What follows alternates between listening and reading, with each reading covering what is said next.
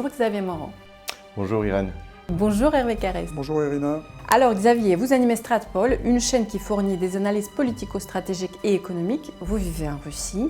Hervé, ancien colonel des pompiers, expert en gestion et communication de crise. Ça fait presque 4 ans qu'on analysons, qu'on discutons et qu'on nous parlons de la guerre en Ukraine. Et justement, vous avez sorti le livre qui s'appelle Ukraine, pourquoi la Russie a gagné. Vous dites ça depuis quand même un certain temps. Alors j'ai envie de vous demander, Xavier, pourquoi elle a gagné? Est-ce que vous êtes d'accord avec ça, Hervé? En fait, ce que j'ai fait, si on en croit le député radical Missner, donc c'était le 10 juin 40, il arrive, il y a le général de Gaulle qui est en train de parler, c'est à Bordeaux, et le général de Gaulle dit les Allemands ont perdu la guerre. On est 10 juin 40. Et donc la question c'est, est-ce que le général de Gaulle est stupide? Je ne pense pas. Et en fait, le général de Gaulle a simplement fait le calcul des potentiels, c'est-à-dire est-ce que l'Allemagne peut gagner la guerre? Puisque à terme, si on allume Mein Kampf, on sait qu'elle va attaquer l'URSS, et le général de Gaulle sait que tôt ou tard, les Américains rentreront dans la guerre. Donc en fait, le ciel de l'armée allemande le 10 juin 1940, eh bien, on pouvait projeter le fait l'Allemagne allait perdre la guerre. Alors quand et où et à quel prix, c'était difficile à dire, mais qu'elle allait perdre la guerre, c'était une certitude. Et en faisant le calcul des potentiels de la Russie et de l'OTAN, puisqu'en fait, à partir du mois d'avril 2022, la Russie a fini la guerre avec l'Ukraine, elle commence la guerre avec l'OTAN, eh bien, le calcul des potentiels économiques, militaires, humains, garantissait que les Russes allaient gagner. Quand ça dépend des moyens qui devaient être mis en œuvre. Les Russes ont mis peu de moyens finalement, je crois que le budget de la défense c'est 6,3% du PIB, donc c'est pas grand-chose, c'est pas une économie de guerre, mais quoi qu'il arrive, ce calcul des potentiels en fait que la Russie est certaine de l'emporter. C'est ça, c'est le sens de mon livre. Je suis le 10 juin 1940 avec le général de Gaulle en annonçant la défaite de l'Allemagne alors que la France est au fond de l'abîme, comme disait le général.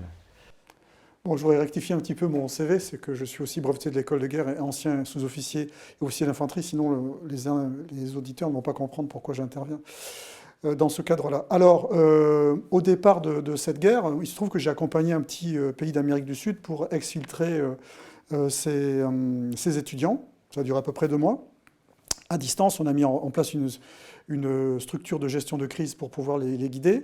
Et dès les premières semaines, on leur avait conseillé de se confiner parce que je leur avais dit très rapidement cette guerre va s'arrêter par des négociations. C'est ce qui s'est mis très rapidement en place dès le mois de février et ensuite malheureusement ça ne s'est pas réalisé, on est obligé de les exfiltrer. Il y avait notamment des étudiants qui se trouvaient dans la région de Soumy et de Kharkov. Donc à cette époque-là, il y avait des avancées russes dans cette région-là. Donc c'était eux les plus en danger d'ailleurs par rapport aux opérations militaires. Alors, moi, j'applique toujours des méthodologies pour analyser un système conflictuel. C'est le système des centres de gravité. Et au départ, lorsque j'intervenais sur la chaîne de Régis de Castelnau, à la suite de Sylvain Ferreira, je lui avais dit, moi, je vais te proposer une approche différente, pas historique, mais basée sur des outils, des méthodologies que j'ai appris et que j'utilise même au quotidien dans mon métier actuel. Donc, j'ai défini des centres de gravité de manière très, très rapide. Les centres de gravité russes et les centres de gravité ukrainiens. Alors ces centres de gravité, au cours du conflit, ils ont plus ou moins évolué. Mais très rapidement, dès 2023, après la bascule stratégique russe, c'est-à-dire le retrait de Kherson, cette manœuvre opérative de franchissement rétrograde, alors il faut comprendre que ce type de manœuvre, c'est très très complexe. Et ça prouve une maîtrise de la part des états-majors qui l'ont conduite, et planifiée surtout. Et la bascule vers la stratégie d'attrition, avec la mobilisation partielle et bien sûr la bataille de Bakhmout, qui est en fait un leurre stratégique, qui permet de concentrer les forces ukrainiennes pour éviter qu'elles viennent mettre en danger les forces russes quand même qui sont amenuisées, qui sont en train de se rétablir sur la trouée de Zaporijia, en fait cette zone pontique qui permet des manœuvres de chars. Ça aurait été terrible pour les Russes à ce moment-là que ces réserves ukrainiennes qui sont engagées sur Bakhmout puissent forcer le dispositif russe qui n'était pas du tout mature à ce moment-là. Donc c'est vraiment le moment de la bascule stratégique de ce conflit. Et à partir de là, les centres de gravité, ils ont plus ou moins évolué. À un moment donné, un des centres de gravité russes qui était la maîtrise de la mer Noire et la mer Noire et puis également la Crimée a été un peu mis en danger et en tout cas sous pression par les attaques répétées qui se faisaient sur la presqu'île de Crimée et puis également sur la faute de la mer Noire qui a été obligé de se déplacer.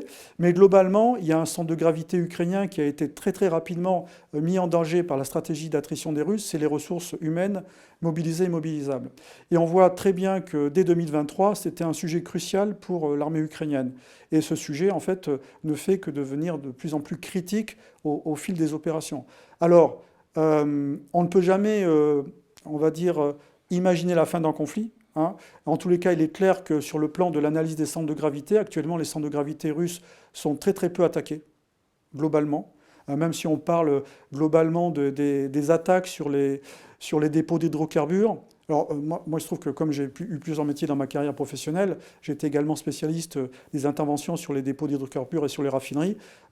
Quand on tape des dépôts d'hydrocarbures ou des raffineries, notamment des raffineries, si on tape les bacs ou les bacs de produits bruts ou de produits raffinés, en fait, on ne touche pas le cœur du système. Le cœur du système, c'est les tours de raffinage. Et de facto, comme les Ukrainiens utilisent des drones avec des charges explosives qui sont limitées entre 50 et 100 kg du fait de la portée, hein, ils sont obligés de privilégier la portée, eh bien, ils préfèrent toucher des objectifs qui sont facilement inflammables comme les bacs. Donc ça fait des images très très spectaculaires, mais ça n'empêche pas la raffinerie de fonctionner. Ce qui fait que dernièrement, d'ailleurs c'est Reuters qui a fait un bilan, globalement il y a 3% de capacité de production russe qui ont été amenuisées par les frappes ukrainiennes. Donc globalement, en l'état, pour résumer mon propos, les centres de gravité russes sont quasiment intacts en l'état de ce qu'on peut regarder, et que les centres de gravité ukrainiens sont très attaqués, et notamment surtout celui de la ressource humaine mobilisée, mobilisable. Vous avez parlé de Sylvain Ferreira, on a fait tout récemment une interview ensemble, il a dit qu'il voit difficilement que la guerre va continuer au-delà de novembre 2026. Que pensez-vous? Combien de temps encore ça peut durer? Je pense que 2026, je vais prendre un risque, mais je pense que la guerre s'arrêtera l'année prochaine. Faute de combattants côté ukrainien, faute de financement.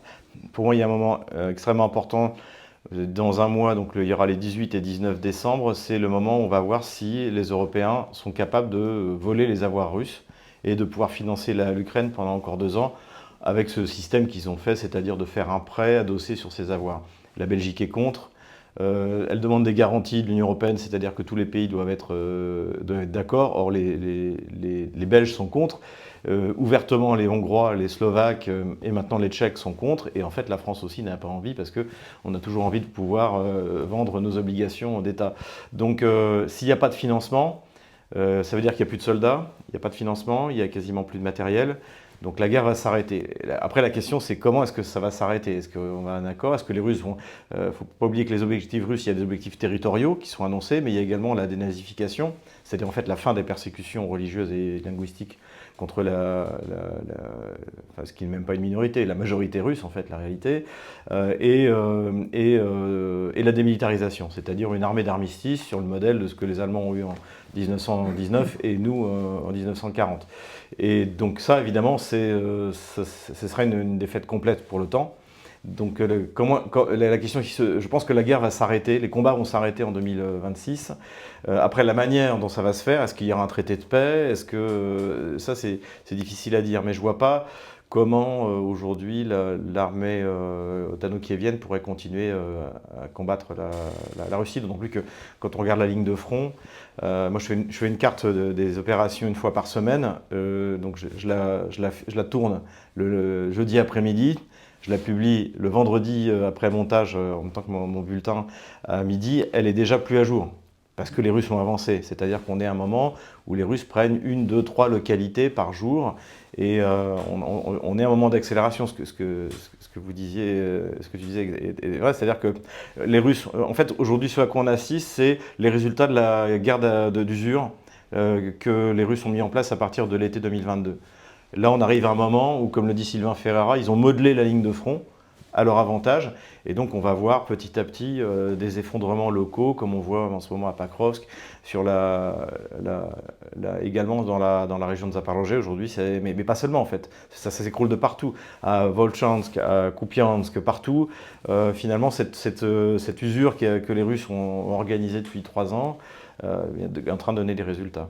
On va revenir un petit peu plus tard par rapport aux différentes stratégies.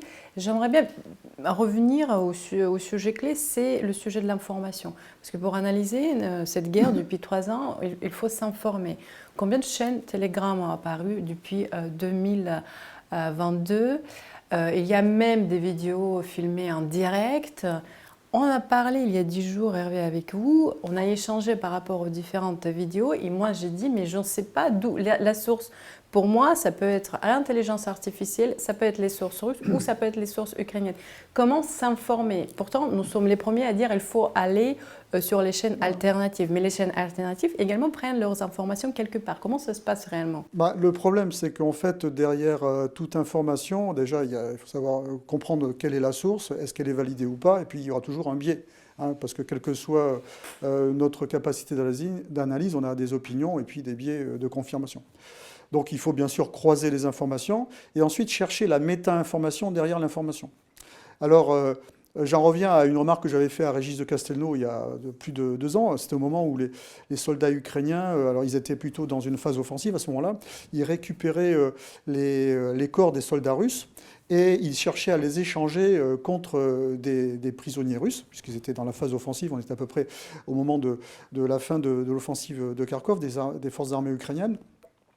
Et j'avais dit à Régis, je lui ai dit, tu vois, là, il y a une méta-information derrière ce qui vient d'être montré, puisque c'était un reportage de LCI, c'était l'âge des soldats. Je lui ai dit, remarque comme ils sont âgés. Et ça, c'est une méta-information que tu as derrière l'information qui t'est donnée. Et c'est ça qu'il faut aller chercher. Et c'est comme ça que travaillent les services de renseignement, en fait. Plus de 80% des informations qu'ils manipulent, je parle des analystes, je ne parle pas des gens qui sont sur le terrain, ils travaillent sur des sources ouvertes et ils vont chercher de la méta-information. Et c'est ça qui est vraiment le plus important. Alors évidemment, il faut avoir le temps de le faire, et la plupart des gens n'ont pas le temps. Les gens, ils sont pris par leur quotidien, donc ils ouvrent la télé, ils vont regarder ou LCI ou BFM, ils n'auront pas le temps. Il n'y a que quelques personnes qui font cet effort-là, ou qui font l'effort de s'engager ou de débattre sur les réseaux sociaux. Il est clair que quand on regarde le réseau X, qui est un réseau plutôt clivant, ça touche, je ne sais pas moi, 10 à 15% de la population française en termes d'audience. Et quand on voit les petits débats, c'est ce que je dis souvent à certains des contradicteurs qui sont agressifs, je leur dis ça m'amuse le débat, puisqu'en fait c'est vraiment un débat de microcosme en fait. Parce que les réseaux mainstream d'information sont quand même prépondérants pour la population, puisque les gens en fait écoutent ce qu'ils voient le soir au journal télévisé. Alors, il y a quand même une défiance qui s'est instaurée vis-à-vis de ces informations-là, mainstream, c'est depuis le Covid, en fait. Depuis le Covid, je pense que les gens sont devenus beaucoup plus soupçonneux par rapport aux informations qui leur sont données, et notamment vis-à-vis des informations qui sont données par des vecteurs étatiques, parce qu'ils se sont aperçus, faits à l'appui, qu'on leur avait menti. Donc les gens sont quand même beaucoup plus soupçonneux, et c'est vrai qu'on assiste à l'émergence des médias alternatifs. Alors maintenant, il y a une vraie concurrence des médias alternatifs, puisqu'il y a les historiques comme TV Liberté, après il y a GPTV qui s'est mis en place, d'autres chaînes alternatives comme cela. Mais c'est vrai qu'il y a cette concurrence-là, et les gens sont à la recherche d'une information alternative.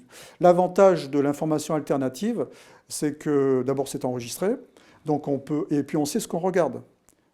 C'est ça qui est important. On sait le biais ou la teneur de l'expertise qui est. Et puis si c'est un peu long ou ça part en logorée, on coupe et puis on passe à autre chose. On accélère. Voilà. Justement, où vous prenez vos informations? Alors, en fait, j'arbitre en fait entre d'un côté donc ce dont tu parlais, c'est-à-dire l'apparition de médias qui vont utiliser la géolocalisation des vidéos qui sont faites sur le terrain. Soit par des soldats, puisque maintenant ils ont tous une GoPro, soit l'information officielle. Mais ça a quand même des limites. Déjà, par exemple, on l'a vu sur des sites comme Oryx. En fait, dès qu'il y avait un T-72 qui brûlait, c'était un T-72 russe. Or, des T-72, il y en a dans les deux armées. Donc, et d'ailleurs, Oryx a fermé à partir de l'offensive de l'été 2023, parce que là, il y avait des Léopards et des Abrams, et donc on ne pouvait plus expliquer. Le Guardian a fait l'erreur une fois en montrant un char russe qui brûlait, et il se trouve que c'était un Abrams, donc c'est un char américain. Donc, il faut quand même se méfier vis-à-vis de cette information ouverte. Et moi, d'ailleurs, je le dis ouvertement, en fait, je m'appuie sur un blogueur russe qui s'appelle Yuri Podolaka, qui est d'origine de Soumy d'ailleurs, et qui, lui, en fait, il ne travaille pas sur la géolocalisation de ses vidéos, mais il a des contacts dans toutes les brigades de l'armée russe. Et donc, quand je dois arbitrer entre ce que je vois dans l'information ouverte, par exemple de sites comme Military Summary sur YouTube, qui est plutôt il y a un biais légèrement pro-russe, mais globalement c'est très sourcé. Mais malgré tout, ça a les limites de ces vidéos. On ne sait pas, par exemple, le principe c'est par exemple si les Russes bombardent telle ligne de front, ça veut dire que les Ukrainiens l'occupent. En principe c'est vrai, mais est-ce que les Ukrainiens sont en train de la quitter, en train de l'attaquer? On ne sait pas trop. Et Yuri Podolaka, lui, donc par les contacts qu'il a à l'intérieur de toutes les brigades russes, il a une vision du front qui est juste, et souvent il est en avance. Et surtout, ce que j'aime bien, c'est que lui, il est plutôt dépressif. Donc, par exemple, quand les Russes ont commencé à prendre Kupiansk, il n'y croyait pas. Il disait non, c'est pas possible, ça peut pas se passer. Les Ukrainiens vont nous attaquer sur le flanc, on va se faire isoler, etc. Donc, quand Yuri Podolaka, comme c'est le cas en ce moment, vous dit bravo, etc., quand il dit que ça se passe plutôt bien, ça veut dire que c'est en train d'être un triomphe. Donc moi, je prends le biais de croire ce que dit Yuri Podolaka. Et après, pour la carte au jour le jour, je regarde Military Summary. Mais ce qu'il faut voir aussi, c'est qu'on n'a pas une... Alors maintenant, ça s'accélère, comme je l'ai dit, mais malgré tout, c'est pas Bagration 1944. Donc en fait, moi, je fais une carte, je fais un point toutes les semaines, et ça suffit largement pour voir l'avancée, le recul, parce que malgré tout, même en ce moment où le front bouge beaucoup plus rapidement, c'est pas, je crois que c'était 600 km en 17 jours en 1944. On n'en est pas là. On a eu ça au début, hein, encore une fois, on oublie. Mais entre le 24 février, quand l'opération démarre, Kherson est pris 9 jours après. Les Russes font 100 km, ils traversent le Dniepr et ils prennent Kherson en 9 jours. Là, on a eu des poussées qui rappelaient la Seconde Guerre mondiale. Mais depuis, évidemment, là on a, sur la Zaporozhye, on a quelque chose de pas mal. On a un front d'une largeur de 25 km et une avancée en quelques jours de 10, maintenant 15 km. Donc, mais malgré tout, c'est pas non plus c'est pas la blitzkrieg. Voilà.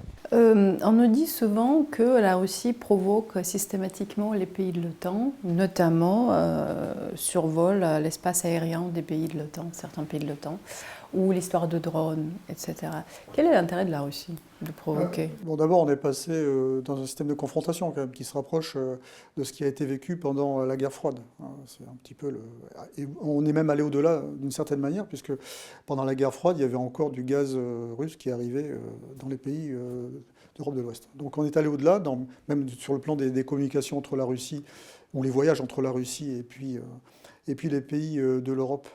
Donc on est dans un système de confrontation. Sur un plan stratégique, la Russie, c'est un acteur ultra-rationnel sur le plan stratégique. Hein, donc il n'y a pas d'affect derrière ces actions. Hein, et c'est le cas de tout ce que l'on peut remarquer des actions qui ont été conduites par la Russie.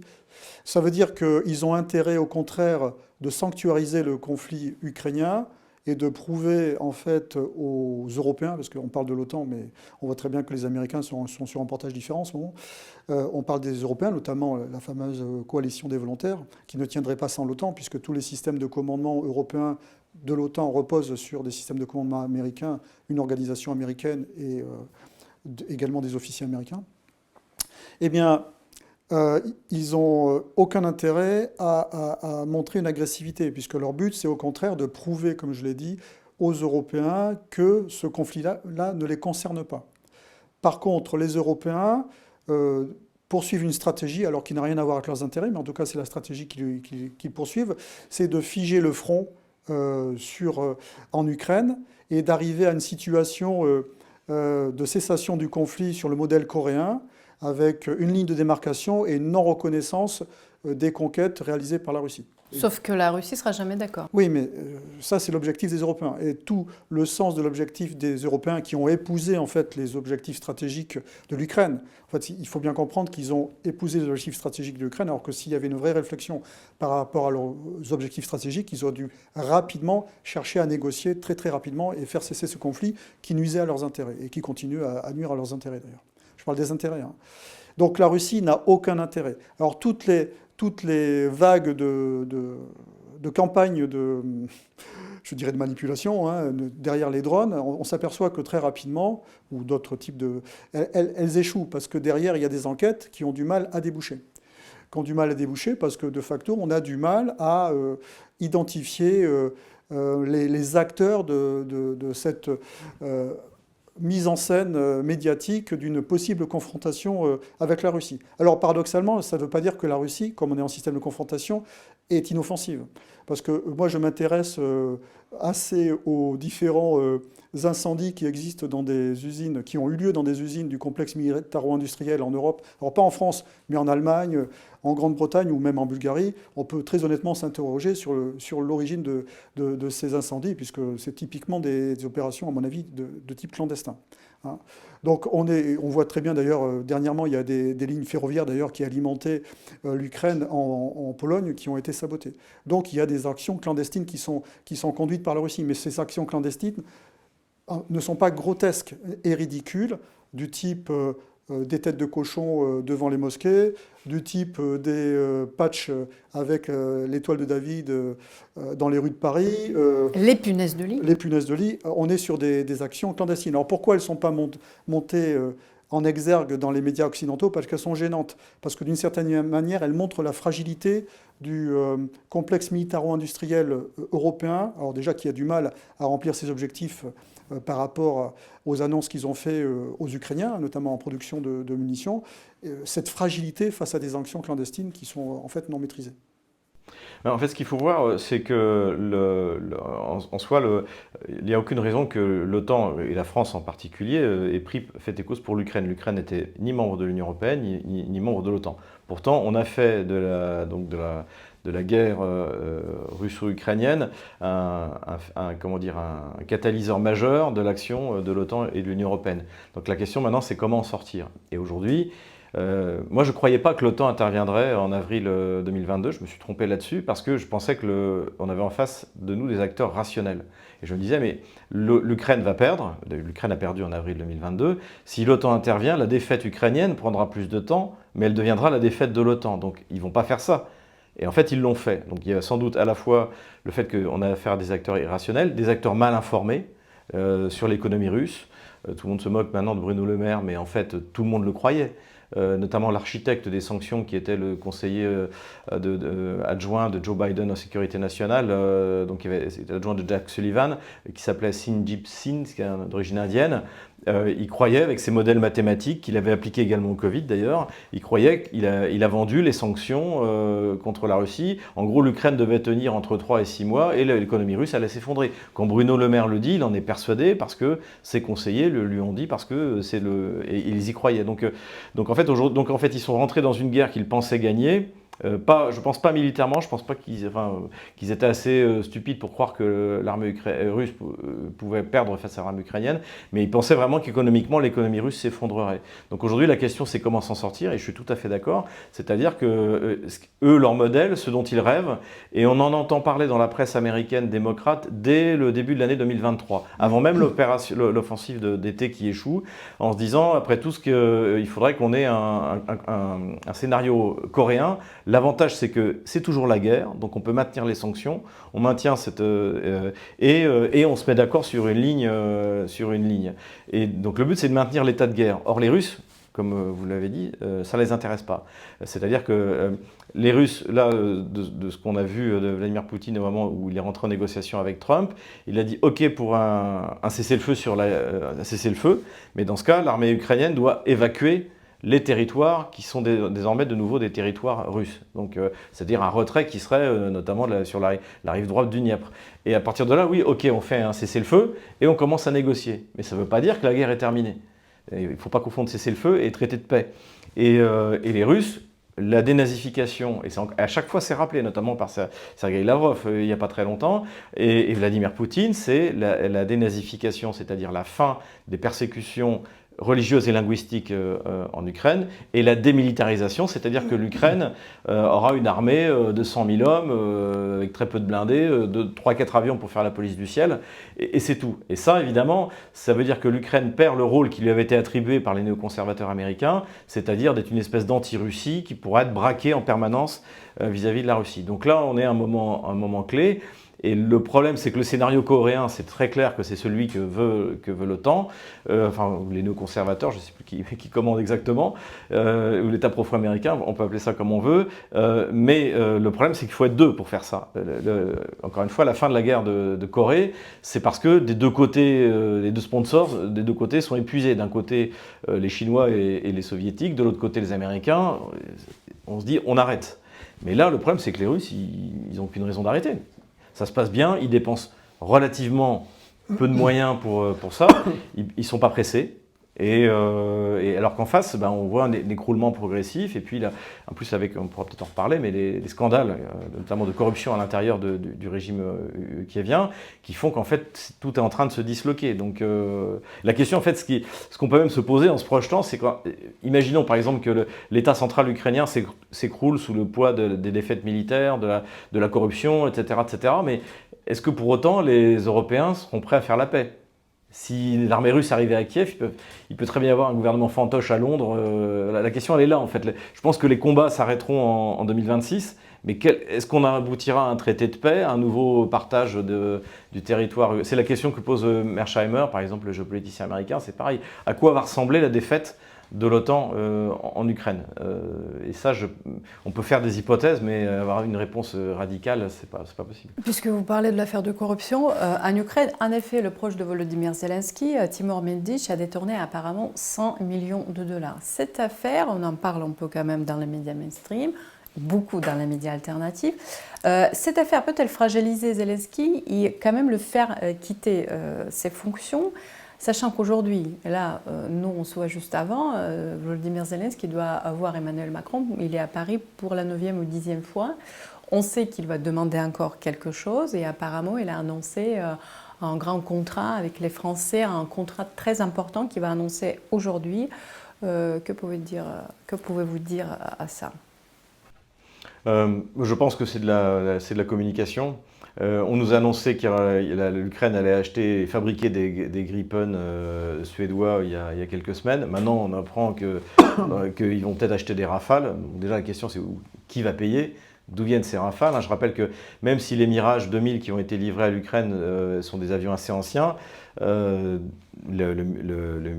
ministère des Armées a dit que c'était quand même une perte pour la capacité de défense française. Donc on n'a pas les moyens d'en donner aujourd'hui, ça coûte cher, et de toute manière, même si on livrait, le temps de former les pilotes, ça n'arriverait pas avant plusieurs années. Donc c'est de la communication. Je pense que Zelensky aujourd'hui a effectivement un gros problème. Mindich, la personne dont vous parlez, il y a également Zuckerman, ce sont des associés de Zelensky dans sa période où il était comique.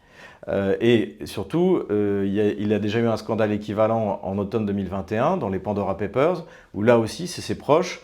Il y a eu, donc ils ont révélé qu'ils ont acheté pour 7,5 millions de dollars d'immobilier à Londres, je crois. Donc en fait, tout le monde sait. La question, c'est que tout le monde sait que Zelensky est corrompu, tout le monde sait que c'est un gang, que celui qui gère ça, c'est Yermak, son chef de cabinet. Le ministre de la Justice a démissionné, il était avant ministre de l'Énergie il y a 3 mois. En partant, il a mis sa maîtresse à la place. Donc on est vraiment dans une république bananière.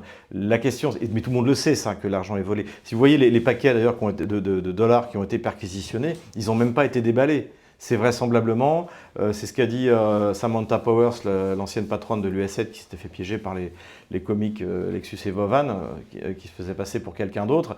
Elle avait dit qu'en fait, à partir du mois de février, il y avait 1,5 milliard de dollars qui étaient livrés en cash en cash. Et je pense que ces paquets d'argent-là, c'est ce qu'on voit. Donc la question qu'il faut se poser, c'est pourquoi ça sort maintenant. Et je pense que Trump, enfin en tout cas l'administration américaine, a envie de liquider Zelensky et de faire indirectement pression sur les Européens pour qu'ils lâchent sur cette question-là. C'est une hypothèse, j'ai aucune information confidentielle, mais la question c'est que Zelensky soit corrompu, ça date d'avant même l'opération militaire spéciale. Donc ça veut dire qu'il y en a qui en ont assez, et surtout le bureau anticorruption, le NABU, à l'origine ça a été fondé par l'administration américaine de Biden pour faire en sorte que la lutte anticorruption ne touche pas Hunter Biden, le fils de Biden. Donc en fait, le NABU, c'est quelque chose qui est 100% contrôlé de l'étranger. Et donc la question qui se pose, c'est pourquoi tout d'un coup, enfin c'est pas tout d'un coup d'ailleurs, hein, il y a 1000 heures d'enregistrement. Et donc ça veut dire que l'opération, elle a commencé sans doute au début de l'année 2025 avec l'arrivée de Trump. Et d'ailleurs, je vous rappelle qu'au mois en été, Zelensky a essayé de dissoudre le NABU. Mais il y a eu des manifestations sur Maïdan et les Européens et les Américains ont fait pression et finalement Zelensky a dû reculer. Et maintenant, eh bien, on arrive au résultat. Zelensky est à Paris. Oui. Alors? En fait, Zelensky est à Paris, donc on va assister comme d'habitude à des papouilles. C'est la stratégie des papouilles développée par Emmanuel Macron. Des photos, des déclarations tonitruantes, avec des annonces qui auront du mal à se concrétiser, puisque tout à l'heure Xavier parlait des mirages. Il y a 6 mirages qui ont été promis aux Ukrainiens. Actuellement, il n'y en a que 3 qui sont livrés. Parce que ces mirages-là, l'armée de l'air en avait besoin pour assurer tout simplement son fonctionnement, hein, puisqu'elle est en sous-dotation par rapport aux missions qui lui sont confiées. Donc c'est compliqué pour l'armée de l'air. L'armée de l'air, de mémoire, a également fourni un système anti-aérien solaire moyenne portée, SAMP-T. Elle n'en a pas beaucoup, elle en avait une dizaine, donc elle en a donné un. Si elle peut peut-être en donner encore un, parce que je pense que le sujet primordial, au-delà de la ressource humaine des forces armées ukrainiennes, c'est la défense antiaérienne, hein, la défense antiaérienne des centres où se trouvent les derniers outils du complexe militaro-industriel ukrainien, qui permettent notamment de construire tous ces drones qui ont permis au front de tenir pendant quasiment un an, hein, puisque le mur de drones, ça a quand même fonctionné, hein, ça a beaucoup gêné les forces russes. Donc on est là-dessus, donc il va y avoir des photos, des embrassades, et puis derrière, des annonces tonitruantes qui ont du mal à se concrétiser. Et avec une inquiétude quand même de la part des Français, qui sont dans une situation, dont le pays est dans une situation financière difficile, c'est est-ce que le président Macron va encore donner des sous qu'il n'a pas ? Puisque vous avez parlé de Donald Trump, tous les deux, on voit sa réaction, sa communication trumpienne. Il se désengage petit à petit de l'Ukraine. Un petit mot sur la reprise des essais nucléaires annoncés par Trump. Qu'est-ce que vous en dites ? Alors, moi, j'ai un a priori assez favorable sur le président Trump. Je vais vous expliquer pourquoi. Parce que, en fait, c'est un homme de spectacle. Ça a été un homme de spectacle. Hein. Au-delà du fait que ça a été un magnat de l'immobilier, il a eu des émissions de télévision. Voilà. Donc, c'est un homme de spectacle et c'est un homme qui pratique un humour décalé. Et cet humour décalé, il le pratique suivant les interlocuteurs à qui il a affaire. Et lorsqu'il est face à un interlocuteur sérieux, en fait, c'est très rare qu'il prenne une posture humoristique. Dernièrement, on l'a vu d'ailleurs lorsqu'il a reçu le Viktor Orban, hein, le représentant d'un pays de 10 millions d'habitants qui prend une importance assez considérable si on compare à son poids relatif au sein de l'Union européenne, au plan international. Donc il ne se comporte pas du tout de la même manière que lorsqu'il a reçu le collège des dirigeants européens lorsqu'ils étaient venus le supplier de continuer à appuyer l'Ukraine. Donc, et de même lorsqu'il reçoit le président Zelensky. Donc c'est quelqu'un qui manie un humour décalé. Maintenant, je pense qu'au-delà de ses frasques et de ses outrances, il a des objectifs qui sont clairs. C'est vraiment le désengagement des États-Unis de ce conflit qui, en fait, les grève par rapport à la vision qu'ils ont, je dis l'administration actuelle, la vision qu'ils ont du XXIe siècle.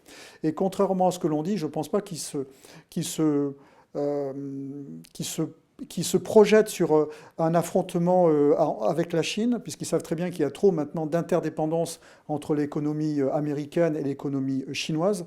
de fait, ils le savent très bien. Ils voient un 21e siècle multipolaire avec des zones d'influence qui seront bien comprises entre pays et grandes puissances. Et notamment les grandes puissances, c'est la Russie, la Chine et puis les États-Unis. Ça ne veut pas dire qu'il n'y aura pas des terrains de confrontation, mais il y aura également des terrains de coopération. Et c'est ce que l'on voit actuellement se mettre en place. Donc on est sur une administration américaine qui a cet objectif-là, mais qui est également tiraillée en interne par différents courants, puisqu'il y a encore quelques courants néoconservateurs, même au sein de l'administration Trump actuellement, et bien sûr au sein du Congrès. Mais on ne peut que constater que, quand même, sur le conflit ukrainien, la ligne guide, c'est vraiment le désengagement. Oui, moi je suis tout à fait d'accord. De toute manière, c'est le Kiel Institute, qui est un institut allemand, qui a fourni les tableaux de l'aide qui est donnée par à la fois les Européens et les États-Unis. Depuis que Trump est arrivé, il n'y a plus un cent qui est envoyé en Ukraine. Or, les Américains non seulement livraient des armes, gratuitement en fait, mais payaient également le budget de l'État ukrainien. Et aujourd'hui, le problème qui est fondamental, qui est celui comment financer l'État ukrainien, il se pose parce que Washington a cessé de payer. Et d'ailleurs, on voit même dans l'opposition la plus belliciste, y compris à l'intérieur du Parti républicain, des gens comme Lindsey Graham, ils ne demandent même plus. Personne n'a déposé une loi pour que l'Amérique recommence à donner de l'argent à Kiev. La seule chose qu'on voit, c'est de vendre des armes, à l'OTAN, c'est-à-dire aux pays européens, et pour qu'elles soient transmises à l'Ukraine. Donc le départ de l'Amérique, du financement de la guerre, a tout simplement amorcé la fin de la guerre. C'est aussi simple que ça. Donc je pense que Trump c'est ce qu'il fait. Je pense qu'il voudrait même vraiment mettre un terme à cette guerre maintenant, mais malgré tout, il ne peut pas le faire sans les Européens. Et aujourd'hui, il y a les trois grandes puissances européennes, la France, l'Allemagne et l'Angleterre, et surtout l'Angleterre, qui veulent continuer. Donc la question, c'est qu'il doit obtenir de ces puissances qu'elles se soumettent. Et je pense que l'attaque sur Zelensky, notamment sur la corruption de Zelensky, qui encore une fois n'est pas quelque chose de nouveau, mais qui a lieu maintenant, fait partie de cette stratégie de Trump pour forcer les Européens à la paix. Je pense que c'est ce qui est en train de se passer. J'ai entendu en Russie quelques diplomates assez connus dire que voilà, Trump, c'est en quelque sorte presque un prophète, quelqu'un qui peut dire non au globalisme, aux globalistes.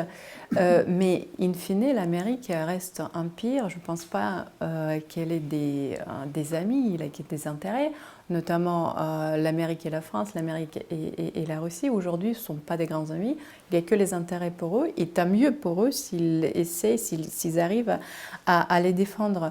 D'où vient cette idolâtrie encore de Donald Trump? C'est-à-dire idolâtrie, c'est-à-dire? Dans le sens où c'est lui, il va basculer le monde. On va arriver à un monde multipolaire, mais je ne vois pas d'où ça vient. Non, en fait, lui, je pense qu'il y a une réflexion qui est partagée par les États-Unis, la Russie et la Chine, c'est que l'avenir stratégique et géopolitique du monde multipolaire, c'est l'Arctique. Hein, et on voit très bien d'ailleurs, pour ça quand on parle de la stratégie russe qui pourrait éventuellement envahir les pays européens, notamment les pays baltes, même s'il y a des tensions largement animées par les pays baltes d'ailleurs vis-à-vis de la Russie, c'est que j'ai vu un reportage très intéressant il y a 2 semaines. Il montrait comment une centrale nucléaire flottante avait été construite par les Russes. D'ailleurs, je ne sais pas si je ne te l'ai pas envoyé, et avait été déplacée dans le Grand Nord russe parce que justement, les perspectives de croissance et de progrès de la Russie, c'est vraiment le Grand Nord. Et le Grand Nord, et ça, il y a des entreprises, même françaises, qui sont très conscientes encore de cet enjeu, notamment Total, mais les Américains également en sont conscients. Et la route du Nord qui est en train de se développer, c'est quand même la moitié de temps de navigation pour faire transiter les marchandises. On passe de 40 jours par le sud et le canal de Suez à 20 jours. Donc il y a un vrai enjeu. Et cet enjeu-là, il est partagé par la Chine, la Russie et les États-Unis. C'est comme ça que l'on peut comprendre toutes les outrances du président Trump sur le Canada et puis également sur le Groenland. Il y a cette compréhension-là. Et c'est là où les Européens, en fait, par leur focalisation presque obsessionnelle sur les intérêts de l'Ukraine, si vous voulez, le problème, c'est que le président Zelensky défende les intérêts de l'Ukraine, ça se comprend. Mais que les Européens défendent les intérêts de l'Ukraine, alors que parfois ces intérêts-là vont à l'encontre de leurs intérêts propres, c'est incompréhensible.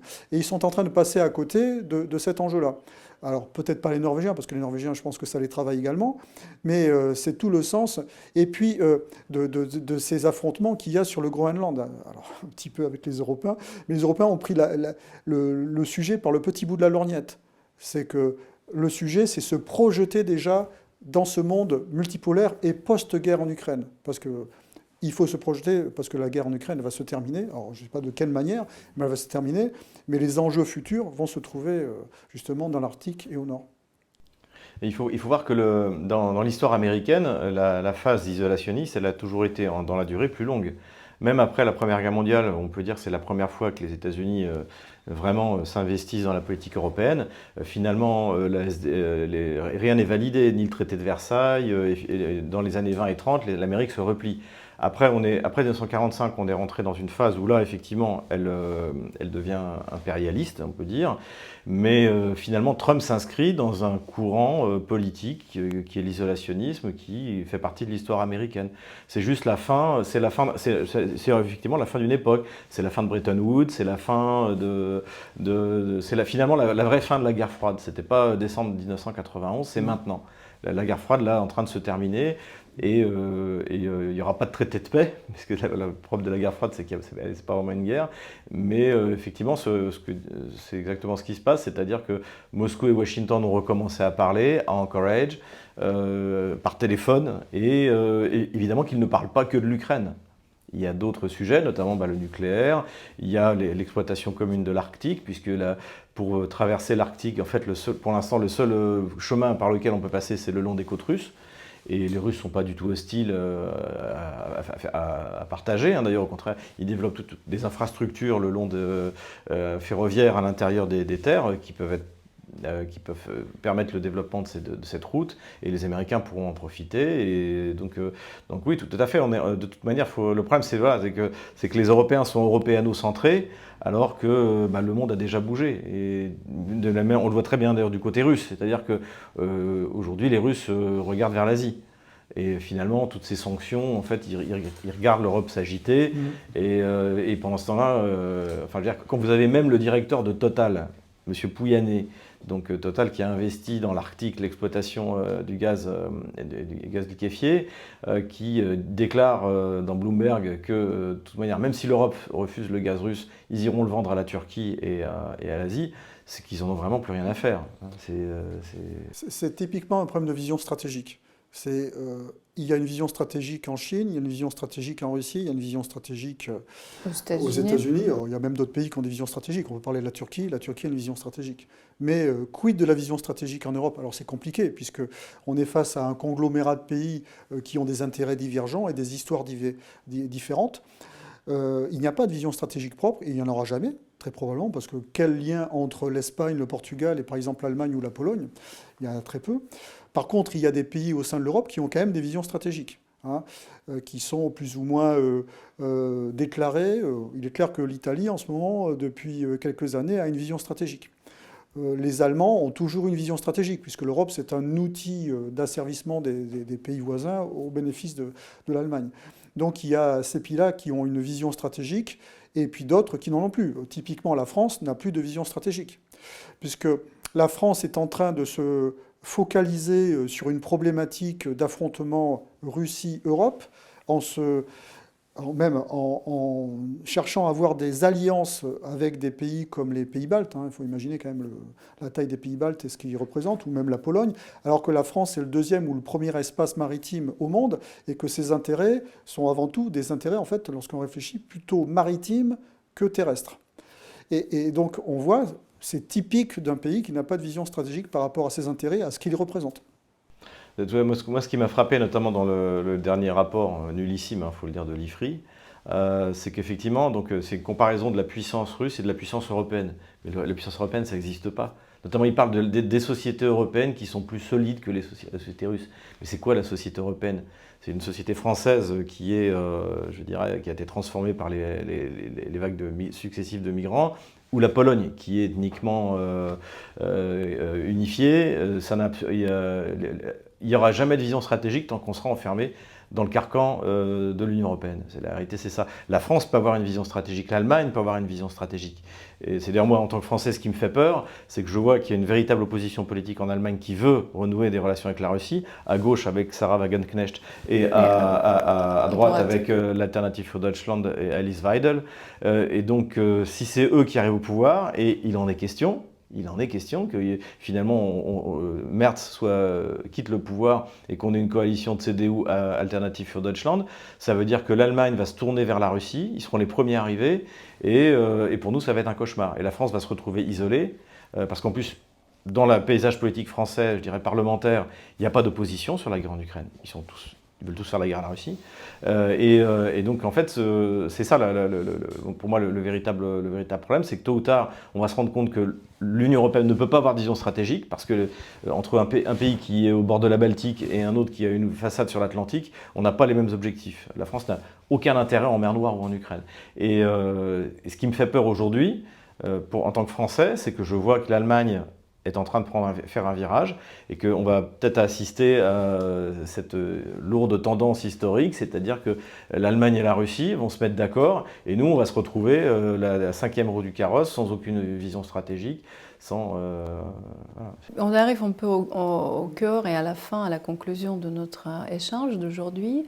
Vous avez dit l'ennemi, c'est vrai que la France considère la Russie maintenant comme son ennemi principal, le régime de Paris. Le régime, les élites, comme vous voulez, le gouvernement. La classe dirigeante. Nous sommes au Dialogue franco-russe et nos abonnés sont soucieux des relations entre nos pays. Comment peut-on encore se réconcilier, la France et la Russie? Là, c'est une vraie difficulté. D'ailleurs, j'étais en train d'y penser alors que j'allais me rendre ici pour l'interview. Je pense que ça va être quand même assez compliqué, sauf à un changement radical d'exécutif et justement de vision stratégique différente. D'abord, il va falloir solder évidemment la fin de la guerre en Ukraine. Mais pour en revenir à cette notion d'ennemi, un ennemi existentiel, c'est un ennemi qui attaque la population, qui attaque les frontières, qui attaque les institutions.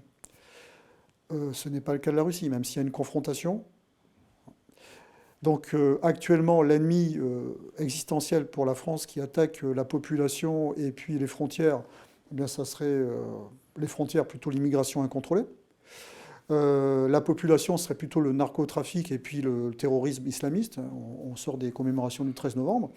Et puis les institutions, malheureusement, les institutions, elles sont fragilisées par ceux-là même qui devraient les défendre. Donc l'ennemi existentiel, c'est ça sa définition, hein. C'est ces trois critères. Mais le mal est fait, l'opinion publique quand même... J'ai posé la question à Piotr Tolstoï quand je l'ai interviewé il y a 6 mois. Il a dit qu'il faudrait quand même 10 ans. Il m'a dit la même chose. Il dit 10 ans. Et je pense qu'effectivement, beaucoup de mal a été fait. Cela dit, moi je pense que ça peut être beaucoup plus rapide. Il suffit... on a été alliés avec Staline pour se débarrasser des Allemands. Donc en fait, surtout si on a j'espère un jour un parti national conservateur en tout cas qui se caractérise, ou pourquoi pas de gauche populaire, mais dont la préoccupation soit l'intérêt supérieur de la France, ça rend tout d'un coup la France lisible. Le problème aujourd'hui, c'est que ce qui domine, c'est l'idéologie. Donc la politique française n'est pas lisible. La politique russe, elle est parfaitement lisible. Trump est lisible. Mais nous, comme la classe dirigeante française et européenne, comme tout est soumis à l'idéologie, en fait, on ne sait pas où ça va. D'ailleurs, de manière très paradoxale, quand on parle d'opposition, là où on voit les discours les plus clairs et les plus opposés à ce qui se passe, notamment sur le plan de l'aide militaire à l'Ukraine ou des aides, on va le trouver plutôt à l'extrême gauche, et notamment la France insoumise. La cohérence de Jean-Luc Mélenchon sur le plan international et ses analyses, on voit qu'il y a une constance et d'une certaine manière une certaine forme de courage, puisque tenir le discours qu'il tient toujours, c'est quand même assez compliqué dans les circonstances actuelles. Bon, il faut une vraie alliance de tout le monde, en fait, de toutes les forces souverainistes. Je pense que la Russie, c'est déjà la première puissance européenne. Première puissance démographique, première puissance économique, première puissance militaire. Donc, si on veut une Europe puissance, ça va se faire avec la Russie. Et je pense que d'ailleurs, s'il y a bien quelque chose dont Trump, avec tout le bien que j'en ai dit, n'a pas envie, c'est l'union de l'Europe continentale. Parce que ça, effectivement, si tout d'un coup l'Allemagne, la France et la Russie trouve une solution de paix, que de nouveau les richesses russes irriguent, notamment énergétiques, irriguent le continent européen, l'Europe va reprendre sa place et ne sera pas une espèce de colonie qui peut se faire humilier régulièrement, comme c'est le cas, ce que c'était tout à l'heure, la visite pathétique des dirigeants européens qui sont venus prendre leurs leçons avec le professeur Donald Trump. Donc effectivement, si jamais dès qu'on aura de nouveau des dirigeants qui penseront à l'intérêt de leur pays, avant leur idéologie, l'Europe va se reconstruire comme cette fameuse maison commune européenne dont rêvait Gorbatchev. Et ce qui n'était pas réalisable à l'époque, mais qui pourrait l'être maintenant. Donc c'est notre intérêt à tous, en fait. En tout cas, sur le plan géopolitique et stratégique, l'administration Biden a obtenu une victoire en réussissant à découpler l'espace russe de l'espace européen. Et Trump, de manière assez habile, qui est en train de basculer vers les Européens qui sont demandeurs la responsabilité de cette fin de guerre qui ne va pas être en la faveur des Ukrainiens, donc une défaite, hein, il est en train de transformer cette victoire en triomphe des États-Unis. Évidemment. Merci beaucoup Xavier, et merci beaucoup Hervé de maintenir le dialogue franco-russe. Merci à vous. Merci.